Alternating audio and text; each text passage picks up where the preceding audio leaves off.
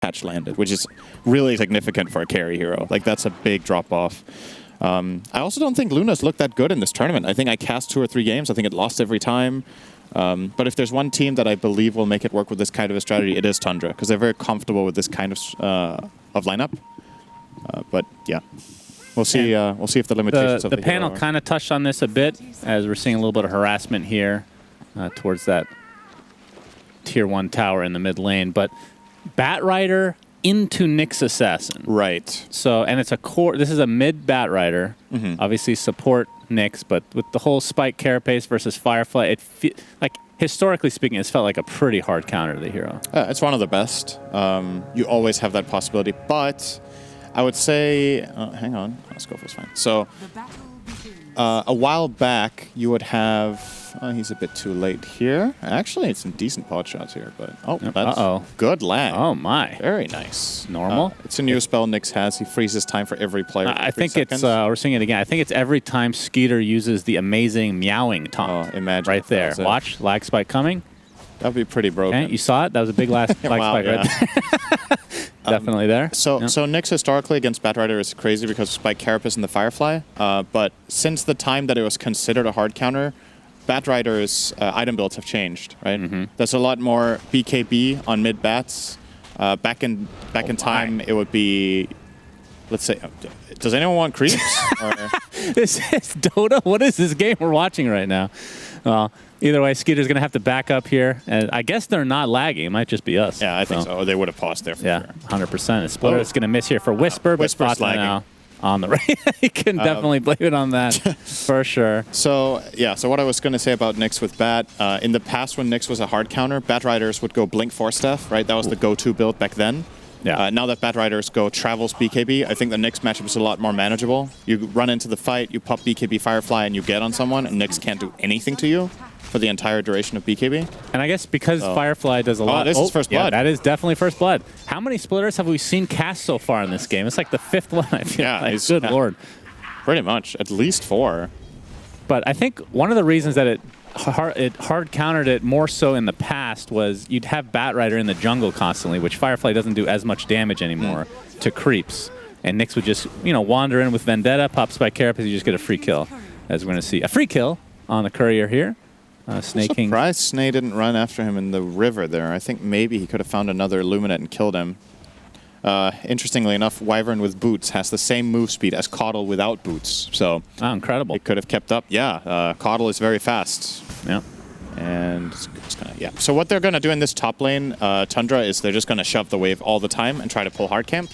And Caudle is in a truly luxurious lane here because his lane partner barely even needs help to begin with. Trisluk's very dead. 7 stacks right now as he attempts to run away, but... No way. Yeah, 9 able to take... I mean, it is a melee hero versus Batrider, so we can't be super surprised. You cannot get 7 stacked. It does not matter what hero you play. Well, unless you have a Dispel, right?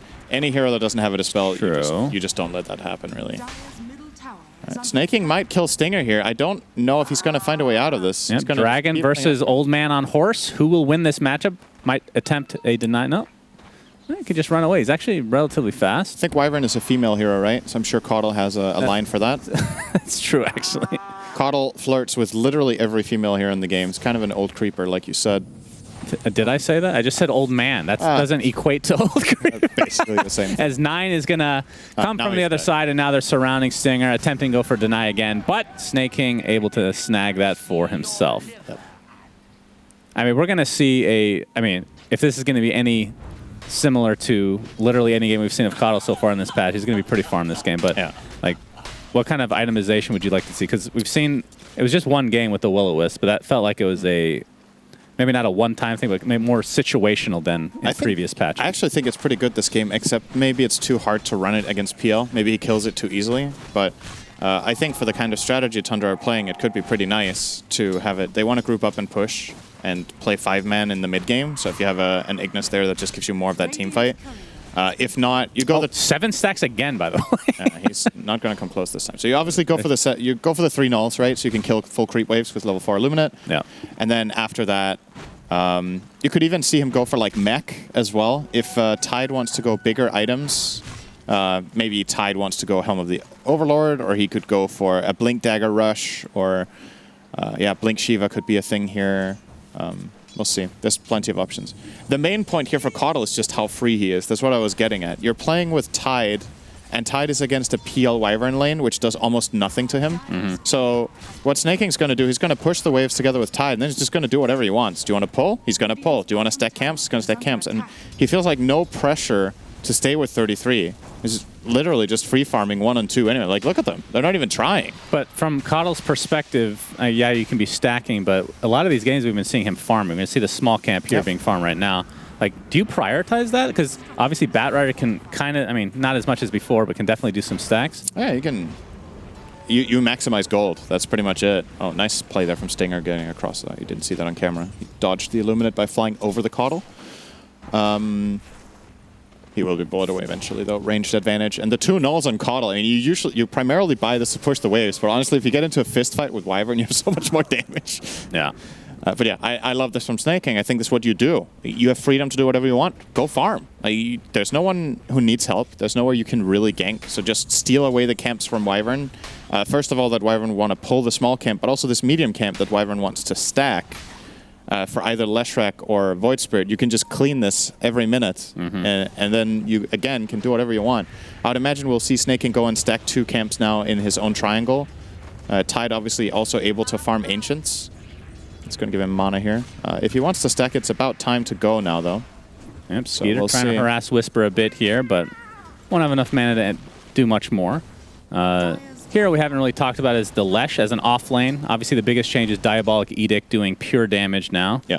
Which, you know, has its pros and its cons, I suppose. But yeah. Do you think that benefits a specific role for Lesh, or is it just an all-around thing because you're getting Diabolic pretty much every game? Found Stinger here. I think it.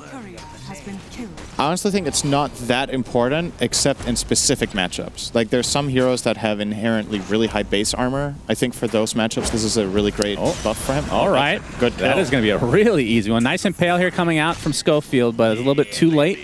So 4-1 advantage for Tundra as they've already taken a 2K net worth lead at 6.5 minutes. That is pretty sizable. Chris Luck was not expecting that. He did have the tools to get away. He had an Astral Step, and I think he might even have had Dissimulate ready, but he just didn't expect it. And obviously, when you're Flame Broken, when you're traveling in the air, you can't cast spells. So if you chain that perfectly with Lasso, you can you can grab him before that cast animation goes off on either of his defensive spells. So really nicely done by 9. And yeah, I mean, Tundra's actually just rolling them right now. This laning stage is not even close. They're winning all 3 lanes convincingly. Not just that, all 3 cores are at the top, but Caudle is also ahead of Nyx by 600. So, looking very, very good for them. Hector and Stinger. Oh my! Ravage into what, though, is the question. Oh, it is allowing Batrider to connect. They know there's no doppelganger. I actually think this is a Flame really Break cool is play. there, but using that passive from Phantom Lancer to get closer to the creeps. No doppelganger for another 12 seconds, so if you can juke around the trees, but yeah, with that sticky napalm, be able to take him out relatively easily. Wow, that looked terrible. That was a really high skill. But ended up being really good. That was actually really high skill. Because he needs to, there's multiple things that need to happen for this Ravage to be good, right? The reason it looks bad is that you're like, okay, where's the damage? Right, Batrider's like 5 seconds away, but 33 knows Doppelganger's level 1. He knows that his Batrider has more move speed than the PL, and he knows that they can corner him, right? So using this Ravage event just basically sets up for Batrider. That was really cool. And I think he might even have known that Void Spirit had cooldown on TP.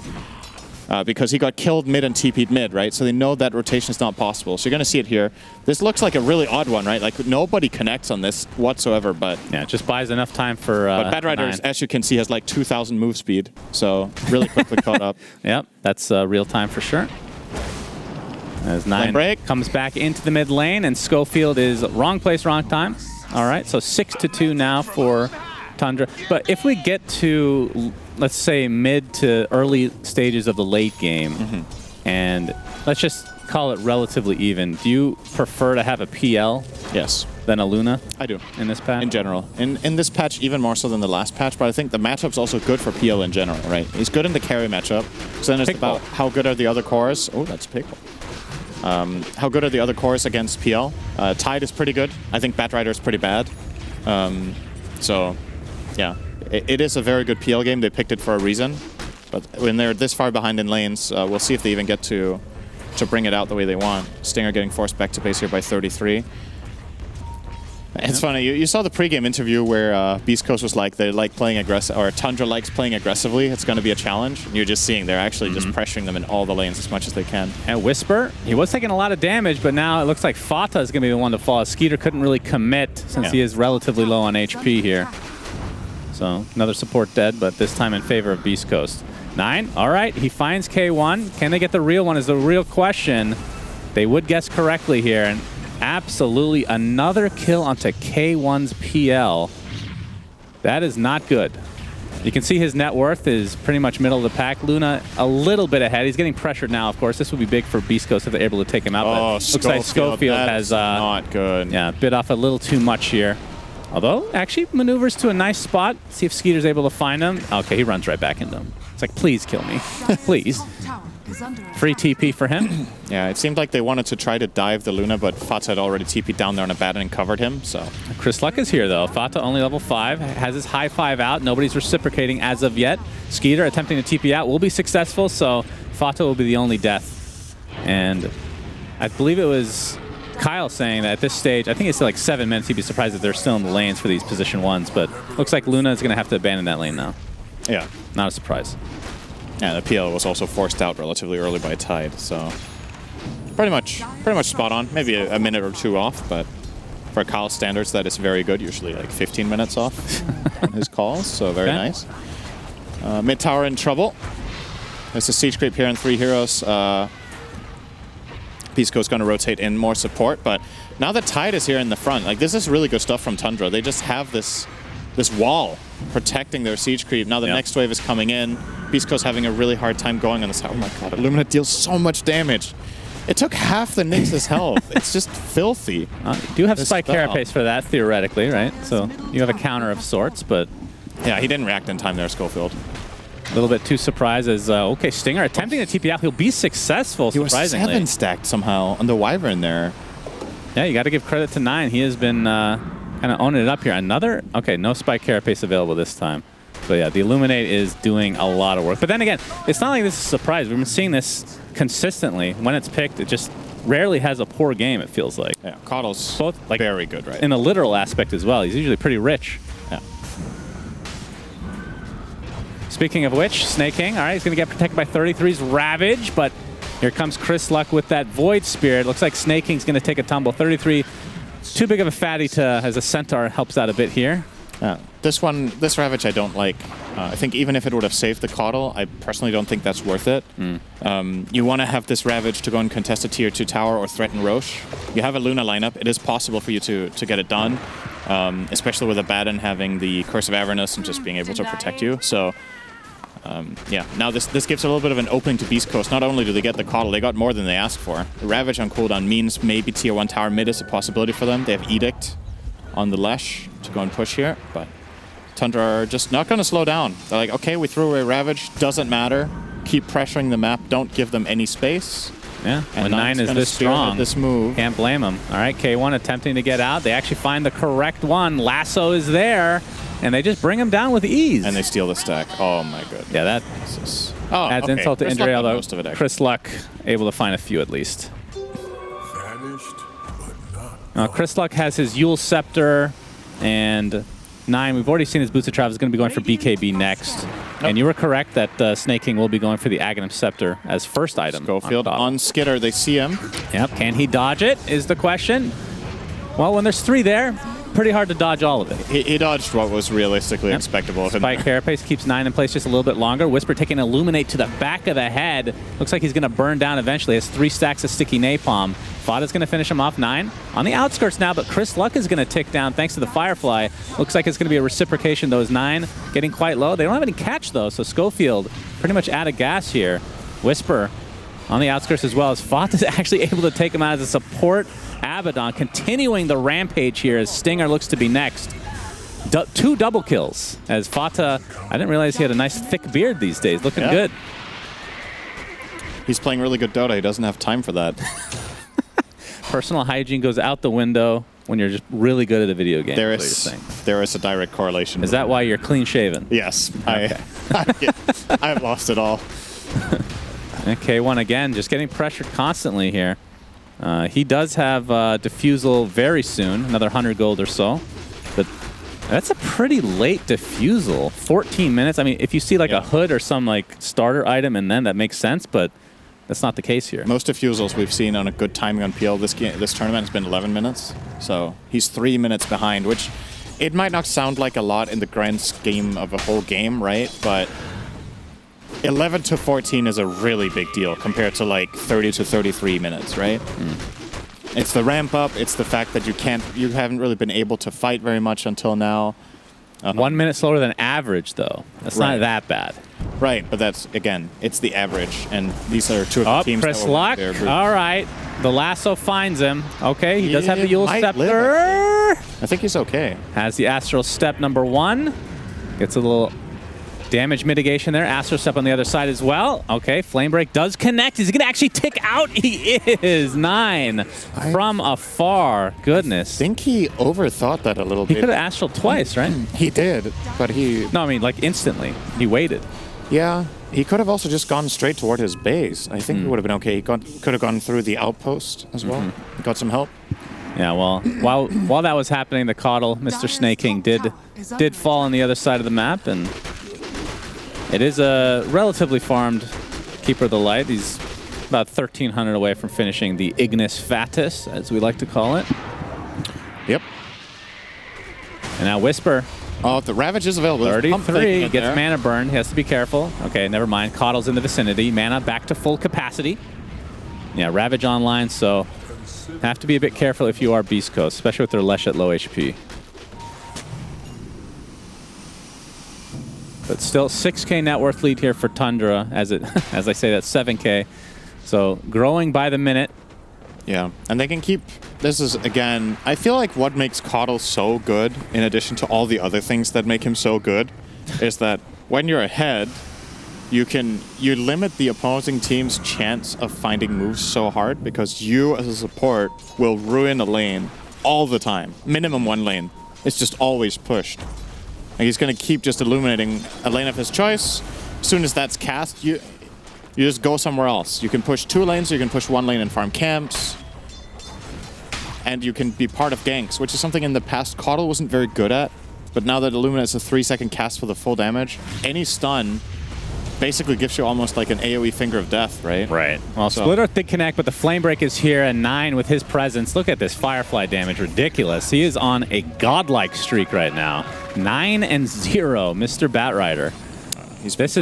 This is a pop-off Batrider game for sure. He's finishing BKB now. I think to many people, 9 has been the standout player of the entire tournament, even though they didn't get first in their group. And VP haven't lost a single game. In many ways, I think 9 is worth considering for the MVP so far, just because of how well he has done individually in their games and how integral he's been to their success. He had the middle Caudle game where he completely destroyed the game. He had mid Earth Spirit where he destroyed, Void Spirit, and now Bat. Like, he's played 4 or 5 different heroes to almost perfection in these games. That's a big kill. This would be huge, and it looks like it's going to be a relatively easy one. Support is coming, though. Skeeter actually staying alive a little bit longer, but the Winter's Curse keeps him in place, and down he goes. It'll be a trade for Chris Luck, it looks like. 1 for 1, but at this stage of the game, Beast Coast will be certainly happy with this exchange. And 9. Piggy. All right, yeah, the Piggy gives you that 10% extra movement buff, but Whisper still looking fine, but there's the Ravage onto 2, the Gush to follow. So Whisper will be cleaned up, and Schofield as well. So again, they got the Luna. Okay, he does TP out, so 2 for 1 in the end. Radiant's middle tower is under attack. So yeah, Luna for 2. Ravage was expended, but with how the game has gone so far, Beast Coast haven't really been able to take advantage of Ravage being on cooldown. They're just too far behind. I wonder what the game plan is here with the PL. If you're waiting for next item and then he really starts getting involved. Because I don't think with how this game's going that Hector can just keep farming. I think he has to start fighting soon. Maybe with the SNY, you take him for a spin. Flame Break onto the other side. Stinger still on the cliff is just going to get burned down into oblivion as Schofield now attempting to run away. Gets that Spike Carapace off into a nice Impale. buys a little bit of distance as Chris Luck has come in, gets stunned initially. K1 in the midst of things as well. This is what you're talking about. Wants to fight. This is the Ignis fastest, though. Whisper stuck inside, brought down by the Illuminate, and Schofield goes down as well. Double kill for 9. I believe he is 11-0 now. Sorry, 13-0. Losing count. My lord. That's most of the kills. Yep. That's more kills than Beast Coast has in their entire team. Almost twice as many. Yes. You can see the impact move from Mr. Snaking himself, the Will-O-Wisp, which I believe this was the reveal of the Ags. Yeah. I'm not sure if he showed on the map or not, but this is a really, really good placement coming in here. He gets all 4 in the hole here, and that's into an Eclipse. Yeah, that's nice. Very good. And the Flame Break back into it, too. Just nicely done. Really good synergy between their heroes. And that sets up the Roshan, which is being taken right now. But we see the last one on the other side. They're able to do multiple things at once, Cinder, and unlike you, as PL's going to be brought down inside that Will-O-Wisp. Well, you're not a very good multitasker, but they took Roche and got a kill in position 1. Yeah, but it was on different people. They weren't doing both at once with the same... the team as a whole is multitasking. Fata multitasked as well. He used chat wheel and died to a neutral. All right, missed that one, but... that's also very good. Good job. That's part of being a pro player, I suppose. 9. Gonna find Schofield attempting to TP out with the Spike Carapace. Will be fine, but Wyvern dies on the other side. Good Carapace for sure there. He needs to reflect or block the Illuminate or he dies, so he held it as long as he could and then got out of there. So, I mean, it's the thing about Beast Coast here is that we can focus on the little things they do right, but the story of the game just keeps going in one direction, right? Like, they are so far behind. They're constantly getting pushed everywhere. Their Nyx that they picked to counter Coddle just flat out really hasn't worked. The only thing I've seen one Spike Carapace in the Illuminate yet. Maybe one, but it hasn't led to a kill, and it hasn't stopped Snaking from doing the hero's job. So. Wow, Shiva's on 33. All right, into another Will-O-Wisp. Schofield stuck in there, along with Mr. Stinger. 9 has come for more kills. Winter's Curse is off. Abaddon going to be beating his own team up, but there's the Ravage. Connects onto 2, and this is just looking worse and worse for Beast Coast. But BKB popped by Whisper. K1 in the midst again. He's just getting ticked down slowly but surely as a Firefly just decimating him. 12K net worth lead for Tundra, and it doesn't look like they're stopping now, Cinderin. Nope. The fact that Will-O-Wisp has a 60-second cooldown is a little weird. Feels like it's up for pretty much every even mini engagement. Yeah, so how long is the cooldown? With Chakra Magic What's the cooldown theoretically? So 60, and then every 8, you reduce it by 6. It's... Are you doing math again? Yeah. Oh boy, we're going to be here for a while. It's less than 60. Okay. It's probably like... Very good. I wouldn't have guessed that it would be less than, with a cooldown reduction spell like that. It's about 33. Getting jumped on by Chris Luck. Pops that Shiva's. Looks like they'll finally bring him down. That is a good kill, but still Aegis online for Tundra, so they can just reset once he's back up and just plow down one of these lanes. I'm still doing the math, don't bother. There's a calculator on your computer you can make use of. It's really advanced math. The calculator can't handle this one. All right, Will-O-Wisp again. Looks like they'll find the kill on the Wyvern to start things off as Chris Luck getting really low. Has to get out, and Whisper just left to his own devices. So Will-O-Wisp helps Tundra again get a couple kills. Yeah, you can see it. It was 40-something. I think he has it every about 30 seconds, right? K1. Getting chased by 9. Firefly is down, though. Pops the Spike Carapace a little bit too early. 9 has to pop his BKB, but K1, again, just having zero impact on this game. It's one of those games where just got off to a slow start, and it's just that's snowballing in the wrong direction for him. Yeah. And we were talking about how much of an impact Luna would have as a hero in this game against what they're facing. I feel like with how the game has gone so far, Luna hasn't even been integral to what they've done as a hero, right? Like, Skitter has been in a couple of fights with Eclipse, which has been nice, and he did pretty well in his lane. I don't think they stomped them bottom by any means, but they won slightly. But he's just been free to farm, and again, a lot of it for me just comes from Tundra's understanding of how to push creep waves. The Coddle as well as Bad Rider are just shoving them out all the time. He's dying. He's actually just dead. The Flame Break's pretty good. How long does that last? That's pretty good. He does have a shard. Forgot about that. Isn't there also a talent? All right, Impale is going to connect. 9 is basically out of mana, but here comes Snaking. Mana has been giveth. Will-O-Wisp has been placed again for the 20th time in the game as Chris Luck ticking away. as 9 gets yet another kill. 16-0. Schofield, that's the double flame break we were talking about. And Skeeter ends up stealing that away, as I believe 9 is trying to go for a 20 bomb this time around. Yep. And getting recalled back. Yeah, if he wants to get 20 kills, he's got to hurry up here. Yeah, So bring it back in. Please hurry. Yeah, my point with the Luna was, I think with how Tundra played in this game, that hero wasn't as integral to the strategy as we were expecting. I think it could have been other heroes as well. Skitter did his job, but didn't need to go out of his way to be in every team fight and to really be like the centerpiece. In this game, the centerpiece has been the Batrider. It's been in 27 out of 31 kills. Yeah, it felt like he just completely carried the game. This hero gets really enabled by Abaddon. I think that pairing is super strong. The thing Batrider always wants to do is run in and get his damage off, but you're a little bit exposed and at risk when you do that. Yeah. But with Aphotic Shield, you just have so much more freedom to play offensively. Schofield might die. Oh my god. The Will-O-Wisp has been full duration here. The Aegis has been reclaimed by Roshan. Oh, nice Winter's Curse, but it is on Mr. Abaddon himself, so... That is not very nice. Yeah. Actually. I thought it was good, and then It looked really good, but it was on the wrong hero. It looked great, as Chris Luck getting chased now inside the base. 18K net worth lead here for Tundra, so 32-second... cooldown, apparently. It's Nyx and Voice. Okay, Voiceper just gets deleted from the map. I'm sorry, that looked way too funny. Synderen's maniacal laughter continuing in the background as Tundra tries to clean up some barracks here. Please give us a replay on and that GG before we cut the camera. Please give us a replay of that voice spread. He astral stepped in and instantly died. It looked like a kamikaze move, you know? He flew in. I'd have to see it. I missed it. He flew in to instantly die.